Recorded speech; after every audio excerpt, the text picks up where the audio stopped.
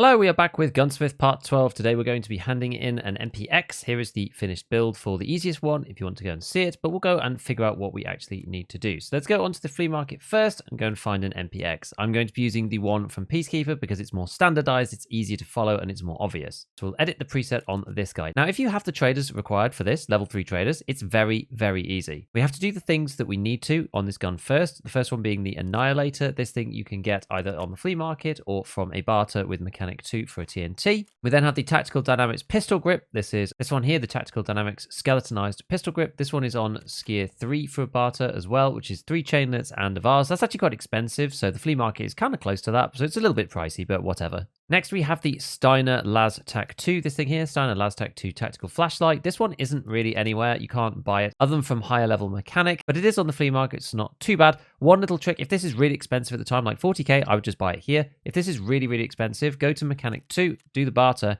go and look for this one. There's the M4 barter here, and this one actually has one on it. So yes, although it is 7 GP coins, you do get a 60-round drum, you get some other good stuff on it, but yeah, you get this Steiner Las Tac 2 on here as well. So, you know, failing everything else, you can go and get it from this mechanic barter, which is kind of interesting. So we're going to stick that on the weapon anyway. It doesn't really matter where we put it on the side here. So from here, you're probably Skier 3 if you're trying to do this build, but if you are, you can literally just take the MPX MCX light stock and put it on, take out the magazine, and then go to assemble it. So I'm going to select my weapon that I've got already, and we'll assemble this here. We'll go back and have a look, and yes, this does indeed work. Now, if you can't buy this stock for whatever reason, I mean, it's expensive on the flea market, but it's Skier 3. There is another way of doing it. Let's just go back to the way that we were before with the standard stock, and we've just added all the things that need to be added. If you just take the RK2 foregrip, nobody likes these anymore because they have huge negative ergo of -8, and no one really cares about the 4% recoil anymore. So you could just buy one of these for 30k off the flea and stick that on, and that also works. There's like another way of doing it. So I'm going to hand it in using the original version with the light. So we're going to go back over to mechanic and this in.